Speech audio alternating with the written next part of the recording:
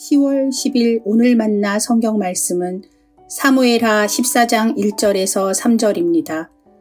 수루야의 아들 요압이 왕의 마음이 압살롬에게로 향하는 줄 알고 두고아에 사람을 보내 거기서 지혜로운 여인 하나를 데려다가 그에게 이르되 청하건대 너는 상주가 된 것처럼 상복을 입고 기름을 바르지 말고 죽은 사람을 위하여 오래 슬퍼하는 여인같이 하고 왕께 들어가서 그에게 이러이러하게 말하라고 요압이 그의 입에 할 말을 넣어주니라.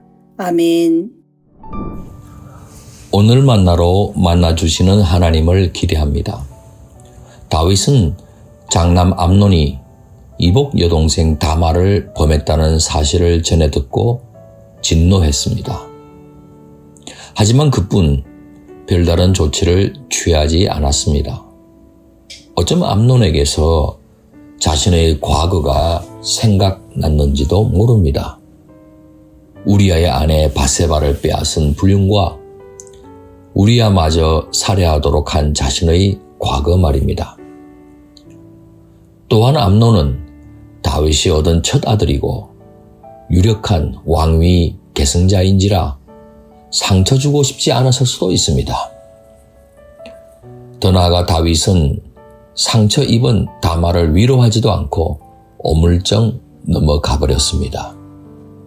이에 압살롬은 자신의 친누이 다말을 범하고도 책임지지 않은 채 뻔뻔하게 행동하는 이복형 암논을 죽여버렸습니다. 그리고 외할아버지 그술왕 달메에게로 도망가 버렸습니다. 가장으로서나 일국의 왕으로서 정의를 세우지 않고 있는 아버지 다윗 왕을 등지고 말입니다. 다윗은 살인자 압살롬을 처벌해야 하지만 이 역시 주저했습니다. 둘째 아들 길르압은 어릴 때 이미 죽었기 때문에 암논 이후로 가장 유력한 왕위 계승자이기도 했기 때문일 수도 있습니다. 전쟁터에서 보여준 결단력과 추진력의 다윗은 정작 가족에 대해서는 단호하지 못했습니다. 뿐만 아니라 압살롬의 도피 생활이 3년을 넘기면서 그를 내심 그리워했습니다. 충복 요압 장군은 다윗의 이런 마음을 읽었습니다.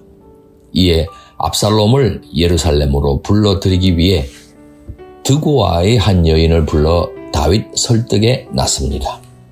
설득할 때 사용할 이야기도 들려줍니다. 과부로 위장한 드고아의 여인은 다윗 왕에게 하소연합니다.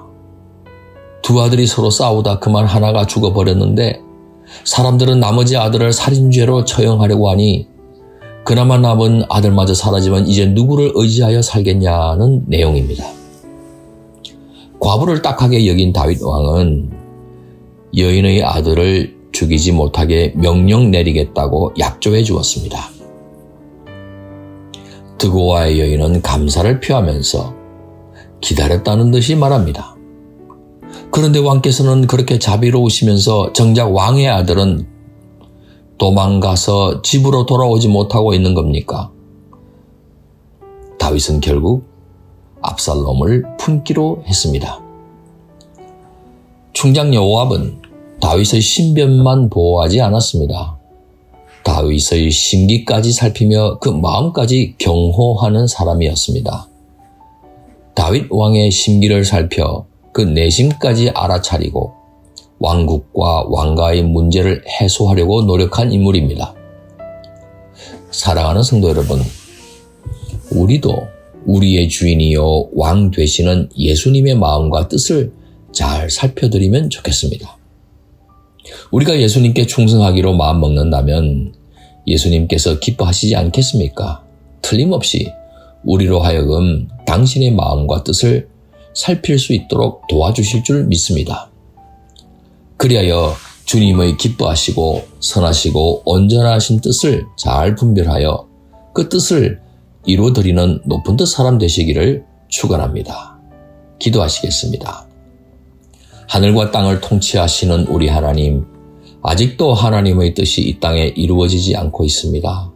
부족하지만 나의 삶터에서 하나님의 뜻이 온전히 이루어지도록 하나님의 뜻을 살펴 우리 자신을 하나님의 도구로 드리는 충성된 종이 되게 하옵소서. 예수님 이름으로 기도하옵나이다. 아멘. 이제 두 가지 제목으로 기도하겠습니다. 첫째, 하나님의 얼굴을 늘 구하며 하나님의 뜻이 이 땅에 이루어지도록 기꺼이 자신을 드리는 하나님의 충성된 일꾼이 되게 하옵소서. 둘째, 우리 선교사님들이 선교 현장을 향한 하나님의 시선을 살펴 헌신하는 충성된 종이 되게 하옵소서. 이 제목으로 기도하신 후에 개인 기도 하시겠습니다.